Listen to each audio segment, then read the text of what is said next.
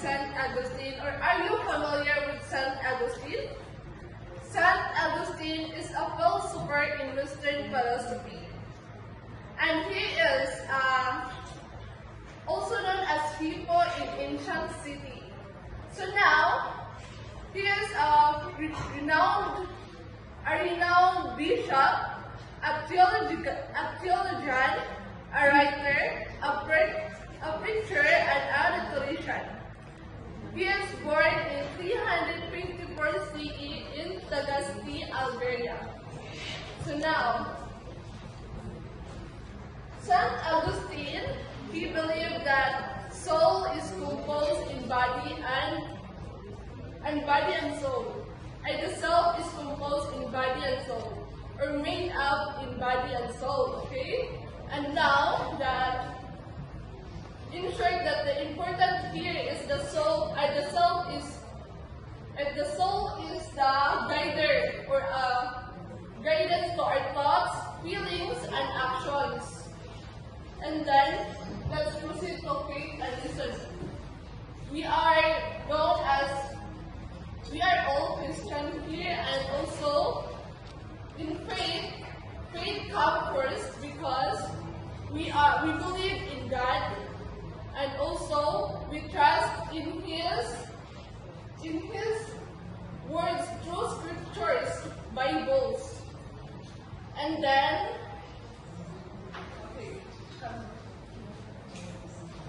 and also he believed that the faith and reason work together, and also that the reason help us to understand what we believe. So one of the key aspects is also, let's proceed to the nature of the self. The nature of the self is the nature of the self is, he believed that the human self is multifaceted. When we say multifaceted, does everyone know what is the word multifaceted, or are you familiar with multifaceted? Multifaceted means that we have a different aspects, we have a different characters or features.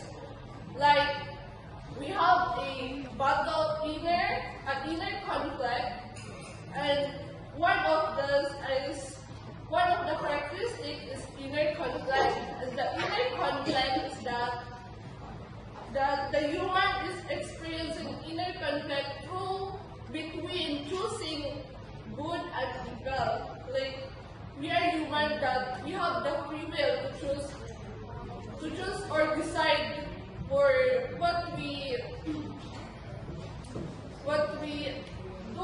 like between good and evil. So we will discuss, or we will tackle that about later on. And then now is second, we will proceed to memory and identity. When we say memory and identity, that the memory helps us shape our sense of identity. And also, the third one is relationship with God. The self is deeply connected to God, and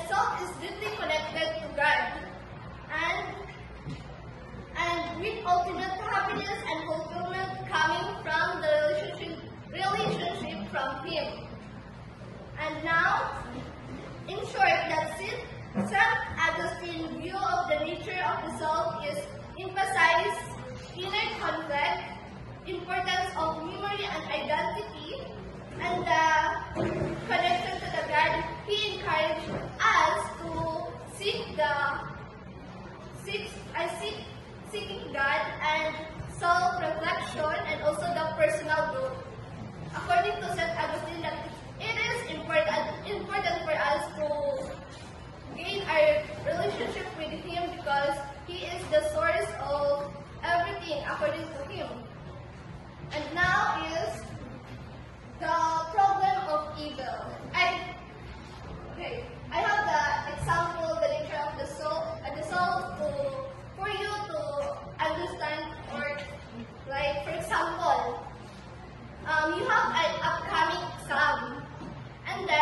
start to study for that exam to be prepared, but you also want to watch your favorite movie. And now it shows that there is an inner conflict between what you're going to do. Okay, so that is example of inner conflict. And then let's proceed to the problem of evil. Okay. Nature of human to ask you about the existence of God. Like many of us wonder that if God exists, why there's evil in the world. And now the answer of St. Augustine, according to him, that evil is not a thing. Evil is the absence of good, like the darkness absence in light. And also free will. We believe in him and we believe in his words. We trust in him spiritually. Even we don't see him, still we believe in him, and that is the power of Christians. And now is sin and rebellion. Sin, as St. Augustine view is that evil is not a thing or created by God. Instead, that evil exists, the existence of evil is that the result of our choices. There is evil according to St. Augustine, okay? According to St. Augustine, that the existence of evil is because of our decision, the consequences of our decision. And then, so let's proceed to the Trinity. Okay. Do you know what is Trinity, or are you familiar with Trinity? Anyone? So Trinity is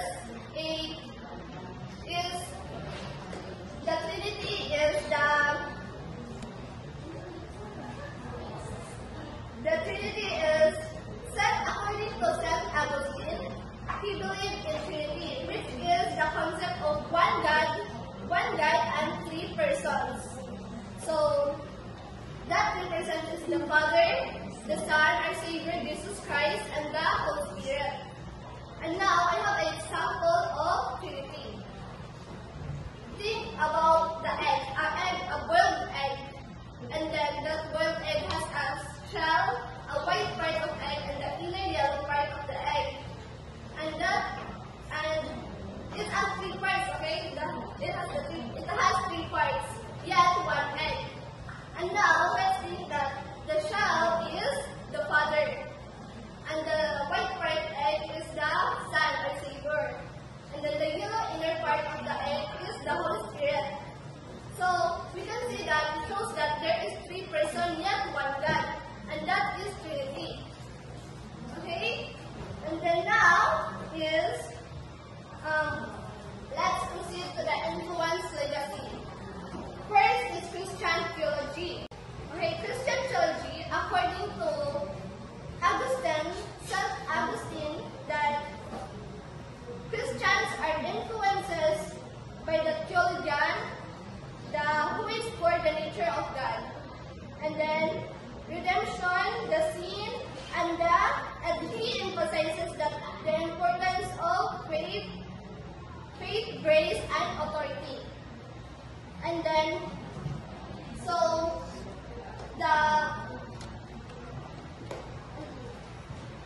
let's proceed to Western philosophy.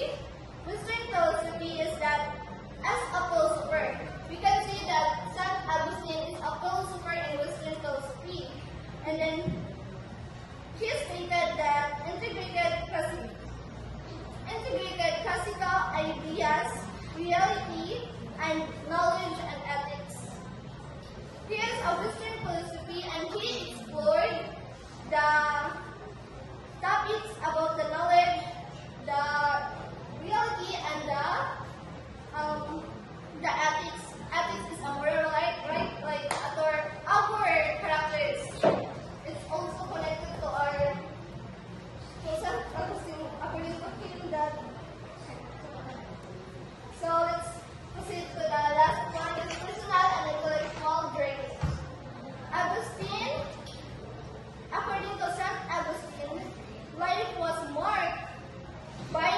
journey of self-discovery and intellectual growth. His struggle with monotheism and occultism before converting into Christian. So St. Augustine experienced a lot of insultments, discriminations, a lot of challenges before he converted to Christianity. And then his writings such as Confession reflects his personal struggle. So if we read the confession that he made, or his work, is that we can see that, or we can read his personal struggle. Like his work shows that, or detailed his journey in Christianity. So we can see that being a Christian is not easy, because there will be a lot of challenges ahead of us. And then, because there is no certainty, and only God has the certain.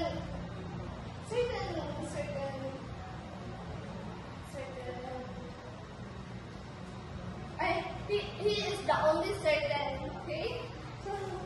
So now, and that for St. Augustine, another principle, St. Thomas Aquinas, will be discussed by Ms. Jeremy Barrow. So let's proceed with Thomas Aquinas. Thomas Aquinas is also known as Thomism. He believed that faith and reason are connected and can help us understand God and the world. Thomas Aquinas said that faith and reason are complementary and not contradictory. So it means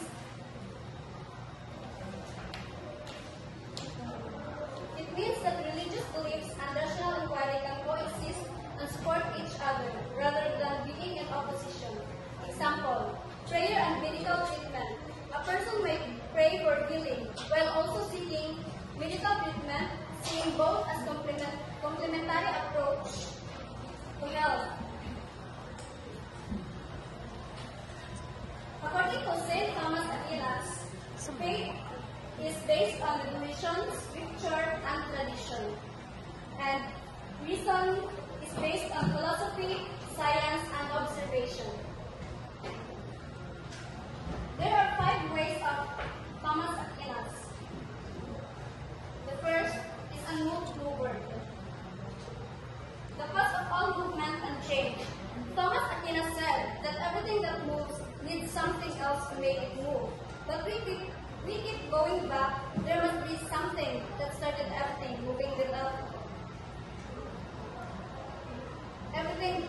without moving itself. And that's what he calls God. Second is the first cause. The cause of all existence. St. Thomas said that exists as a cause. And there must be a something first cause that didn't need anything else to exist. And that's God. Third is the necessary being. The being that exists necessarily and eternally, and St. Thomas said that God is that necessary being. Fourth is argument from gradation. We often compare things, saying one is more than better or more beautiful than another. But what standard are we using? He said that there must be a perfect standard, a maximum that we are comparing to, and that's God. Fifth is the teleological argument. Look around you. The world is full of complex and well-designed things. He said that this shows signs of intelligent design. Like a watch needs a watchmaker, and the designer behind this in this world. Hylomorphism. Kasi na-idea sa inyong hylomorphism. So hylo means matter, and morphin means form. Thomas Aquinas believed that hylomorphism is the reality made up of matter and form, which help us understand how things exist and change. The famous quote of St. Thomas Aquinas: faith has to do with the things that are not seen, and hope with things are not in hand.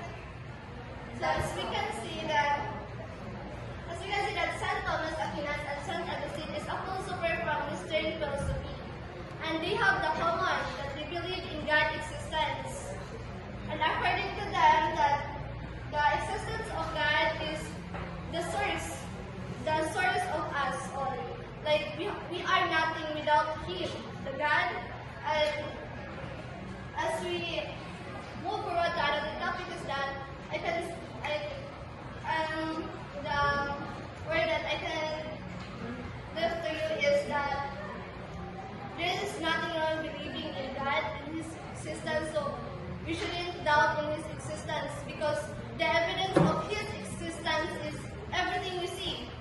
Our breath, the way we use the way we function our body, and that is the existence, that is the evidence that God